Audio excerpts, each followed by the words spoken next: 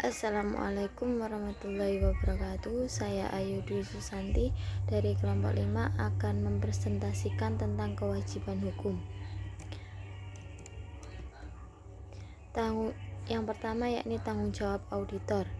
Menurut Surjono dalam Sarsiti tahun 2003 mengungkapkan bahwa auditor memiliki beberapa tanggung jawab, yaitu yang pertama, tanggung jawab terhadap opini yang diberikan, tanggung jawab terhadap profesi, tanggung jawab terhadap klien, tanggung jawab untuk mengungkapkan kecurangan, dan tanggung jawab terhadap pihak ketiga atas kecurangan yang tidak ditemukan. Konsep-konsep hukum yang mempengaruhi kewajiban. Yang pertama yakni konsep kehati-hatian atau prudent person. Ada perjanjian antara profesi, akuntan, dan pengadilan bahwa auditor bukan penjamin atau penanggung jawab laporan keuangan. Auditor hanya berkewajiban untuk melakukan audit secara teliti. Yang kedua yakni konsep kewajiban atas tindakan orang lain. Para partner atau pemegang saham dalam perseroan profesional secara bersama-sama bertanggung jawab atas tindakan perdata yang ditujukan terhadap salah seorang anggotanya. Yang ketiga yakni kurangnya hak komunikasi istimewa. Akuntan publik tidak berhak untuk menahan informasi jika diminta oleh pengadilan dengan alasan bahwa informasi itu dirahasiakan.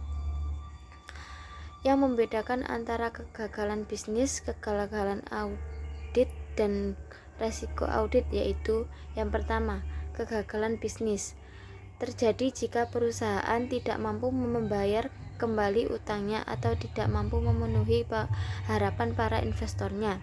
Yang kedua, kegagalan audit terjadi jika auditor mengeluarkan pendapat audit yang salah karena gagal dalam memenuhi persyaratan standar auditing yang berlaku umum. Yang ketiga yakni resiko audit. Resiko di mana auditor menyimpulkan bahwa laporan keuangan disajikan dengan wajar dan oleh karenanya dapat dikeluarkan pendapat wajar tanpa pengecualian, sedangkan dalam kenyataan laporan tersebut disajikan salah satu secara material. Sumber kewajiban hukum. 4 sumber kewajiban hukum. Yang pertama, kewajiban kepada klien. Yang kedua, kewajiban terhadap pihak ketiga menurut common law.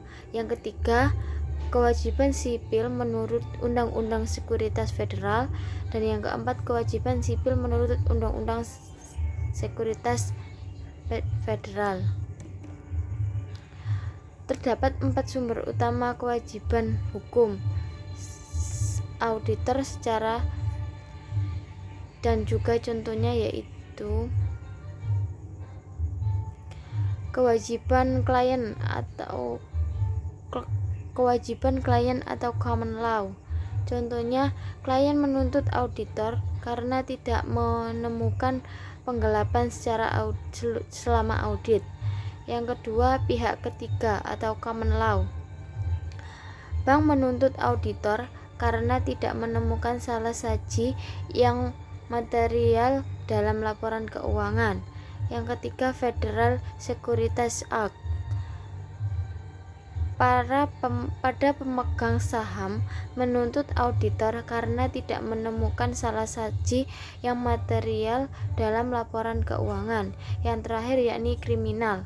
Pemerintah federal menuntut auditor karena secara sadar menerbitkan laporan audit yang tidak benar. Warahmatullahi wabarakatuh.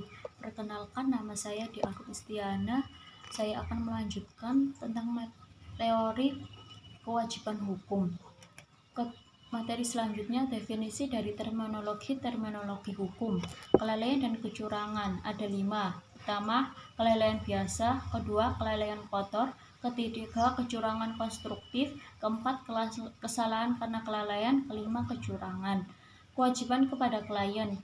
Kantor akuntan publik biasanya menggunakan satu atau kombinasi dari 4 pembelaan berikut bila terdapat tuntutan hukum oleh klien, yaitu 1. Tidak ada kewajiban, kedua, tidak ada kelalaian dalam pelaksanaan pekerjaan, ketiga, kelalaian kontribusi, keempat, ketidakadaan hubungan timbal balik.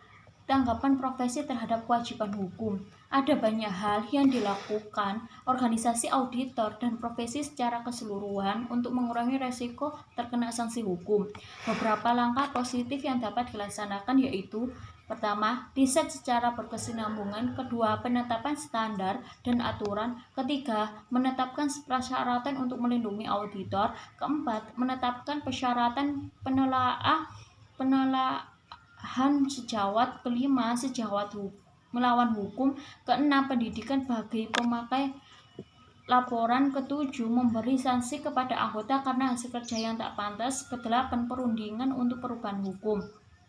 Tanggapan akuntan publik terhadap kewajiban hukum. Seorang auditor yang berpraktek dapat pula mengambil langkah tertentu untuk meringankan kewajibannya. Beberapa langkah yang dapat diambil antara lain: pertama, hanya berurusan dengan klien yang memiliki integritas. Kedua, mempekerjakan staf yang kompeten dan melatih setelah mengawasi mereka dengan pantas. Ketiga, memahami dan mengikuti standar profesi serta pedoman-pedoman kerja lainnya.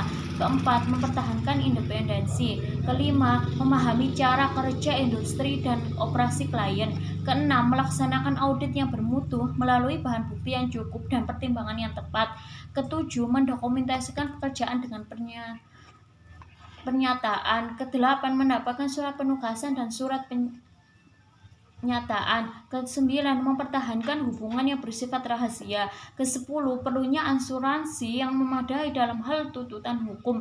Kesebelas, mencari bantuan hukum bila timbul masalah yang serius dalam suatu audit. Terima kasih. Wassalamualaikum warahmatullahi wabarakatuh.